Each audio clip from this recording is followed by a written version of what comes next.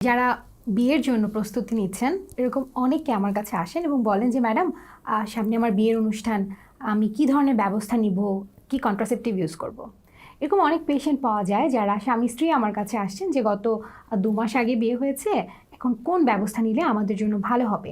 কারণ অনেকেরই থাকেন যে বিয়ের পরপরই বাচ্চা নিতে চান না, হয়তোবা পারিবারিক কারণে, অথবা নিজেদেরকে সময় দিতে চান কিছুটা, অথবা হয়তোবা পড়াশোনার কারণে। তো এই সব কিছু মিলে আমি যেটা দেখেছি যে পেশেন্টদের মনে একটা প্রশ্ন থাকে যে বিয়ের পরপর যদি সাময়িকভাবে আমরা বাচ্চার প্ল্যান না করি তাহলে আমরা কি ব্যবস্থা নিব। আজকের ভিডিওটা মূলত তাদের জন্য। আরেকটা কথা বলে নিই যে যেটা আমি আমার চেম্বারে পাচ্ছি আজকাল, যে অনেক কাপল থাকেন যে রিসেন্টলি ম্যারেড, হয়তোবা কিছুদিন গিয়েছে 9 মাস 10 মাস, কোনো ব্যবস্থা নেননি এবং স্বাভাবিকভাবে হয়তো গর্ভে সন্তান চলে এসেছে এবং তারা আমার কাছে আসছেন যে ম্যাডাম আমরা এখন 6 মাস হলো বিয়ে হয়েছে, হাজব্যান্ড বা ওয়াইফের হয়তো বিদেশে যাওয়ার কোনো একটা প্রক্রিয়া চলছে, আমরা এখন বাচ্চা নিতে চাচ্ছি না, আমরা এখন প্রেগনেন্ট হয়ে গেছি, কি করা যায়। আসলে আমি চাই যে যারা নতুন বিয়ে করছেন তারা তাদের এই বিবাহিত জীবনে যেন প্রেগনেন্সিটাকে খুব প্ল্যান্ড ভাবে নেন এবং যেন এই ধরনের গর্ভপাতের সমস্যাগুলো সামনে না আসে। তো বিয়ের পরপর জন্ম নিয়ন্ত্রণের ব্যবস্থা হিসেবে আমরা সাধারণত দুটি পদ্ধতিকে সবচেয়ে বেস্ট বলে থাকি এবং পেশেন্টরা দেখা যায় যে এগুলোর মধ্যেই যে কোনো একটা চুজ করে থাকে। তার মধ্যে একটা হচ্ছে ছেলেদের জন্য, যেটাকে আমরা বলে থাকি আমাদের ভাষায় ব্যারিয়ার মেথড, অথবা যেটা আপনারা সাধারণভাবে জানেন কন্ডম নামে পরিচিত।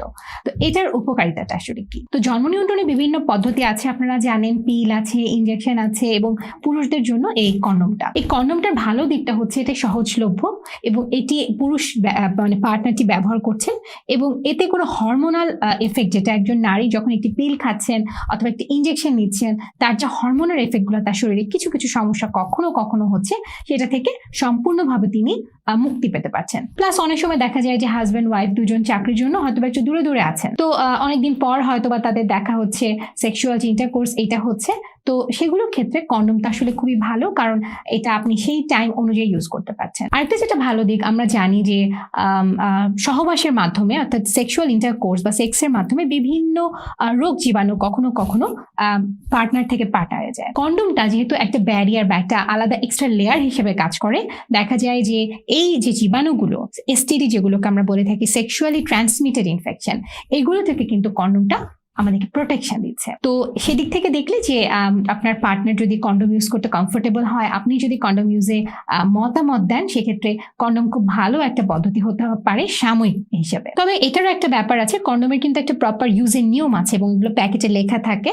তো এই প্রপার ইউজটা আপনাদেরকে এনশিওর করতে হবে এবং সেক্ষেত্রে এটা অনেক ভালো একটা প্রোটেকশন দিতে পারে। তবে অবশ্যই কোনো জন্ম নিয়ন্ত্রণ পদ্ধতি 100% প্রোটেক্টিভ না। নারীদের ক্ষেত্রে যেটা আমরা প্রেসক্রাইব করে থাকি বিয়ের পরপরই যারা প্রেগনেন্সি চাচ্ছেন না, সেটা হচ্ছে যে জন্মবিরতিকরণ পিল। খুব কমন একটা প্রশ্ন আমি পেশেন্টের থেকে পাই যে ম্যাডাম আমার একটা প্রশ্ন আছে যে জন্মবিরতিকরণ পিল কি আমি সারা মাস ব্যাপী খাবো? আমাদের তো হয়তো বা সপ্তাহে 2 দিন দেখা হয় অথবা 4 দিন দেখা হয়। আমি এটা একটু সহজভাবে আপনাদেরকে বলি। জন্মবিরতিকরণ পিলের পাতাতে একটি নির্দিষ্ট সংখ্যক পিল থাকে এবং খুব কমনলি অনেকেই দেখা যায় হয়তো খালা অথবা প্রতিবেশী অথবা বোন কারো কাছ থেকে অ্যাডভাইস নিয়ে খাওয়া শুরু করছেন বিয়ের পরপর। অনেকেই ভাবেন কি যে হাজব্যান্ডের সাথে যেদিন থাকবো সেদিন একটি খেলেই চলবে। এটা কিন্তু 100% ভুল একটি তথ্য। এটার কারণ হচ্ছে যে জন্মবিরতিকরণ পিল এর মধ্যে যে হরমোনটা থাকে এটা একটা মিশ্রণ হরমোনের এবং এটা আমাদের শরীরে একটি নির্দিষ্ট লেভেলে আসার পরে যখন পিলটি বন্ধ হয় একটি নির্দিষ্ট সময়, তখন আমাদের মাসিক হয়। অর্থাৎ এটার অর্থ হচ্ছে যে এই পিলটা একটা নির্দিষ্ট লেভেল বডিতে সবসময় হরমোনকে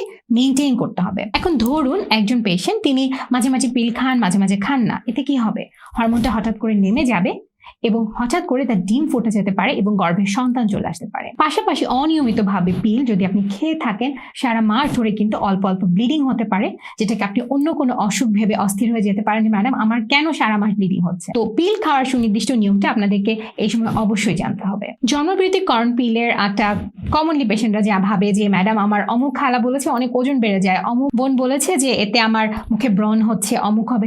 আসলে ব্যাপারটা এটা না। জন্মবিরতিকরণ পিল এখন বাজারে যেগুলো অ্যাভেলেবল এবং কিছু নিউয়ার জেনারেশন পিল আছে। হ্যাঁ, আমরা যেমন মোবাইলটা যখন আপগ্রেডেড হয় আমি বলি এটা এই মোবাইল, এটা এর থেকে এটা ভালো, ঠিক একইভাবে পিলটা কিন্তু এখন অনেক আপগ্রেডেড এবং খুব ভালো ভালো হরমোন কন্টেনিং যে পিলগুলো এখন পাওয়া যায়, একটু হয়তো বা দাম বেশি, কিন্তু এগুলো দেখা যায় কোনোভাবেই মাথা ব্যথা করে না, ওজনকে কোনোভাবেই বাড়ায় না, পাশাপাশি মুখের ব্রণের সমস্যা অনেক কমিয়ে দেয়। কিছু কিছু পিল দেখা যাচ্ছে যে আপনারা জানেন পলিসিস্টিক ওভারি সিনড্রোম, এখন পিসিওএস এই নামটা মোটামুটি সবাই জানে, খুব কমন, অনেক পেশেন্ট আমরা আমরা পাই। তো পিসিওএস যাদের থাকে তাদেরও তো মাসিক একটা অনিয়মিত সমস্যা মানে হওয়ার সমস্যা থাকে। দেখা গেছে যে যারা জন্ম নিয়ন্ত্রণের পদ্ধতি চাচ্ছেন কারো কারো ক্ষেত্রে আমরা এই পিলটা দেওয়ার মাধ্যমে তার একইভাবে যেমন জন্ম নিয়ন্ত্রণের ব্যবস্থা করতে পারি, পাশাপাশি আমরা হচ্ছে এই পলিসিস্টিক ওভারিয়ান সিনড্রোমে যে সমস্যাগুলো অনিয়মিত মাসিক সেটাকে আমরা সমাধান করতে পারি, অর্থাৎ মাসিকটাকে আমরা নিয়মিত করতে পারছি এই পিলের মাধ্যমে। তো নারীদের ক্ষেত্রে আপনি যদি নতুন বিবাহিত হন অথবা সামনে বিয়ের অনুষ্ঠান অথবা